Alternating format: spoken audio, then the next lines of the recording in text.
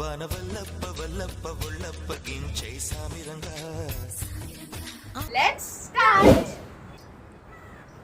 ಅಯ್ಯೋ ವರ್ಷಂ ಪಡೆಲ್ಲ ఉంది.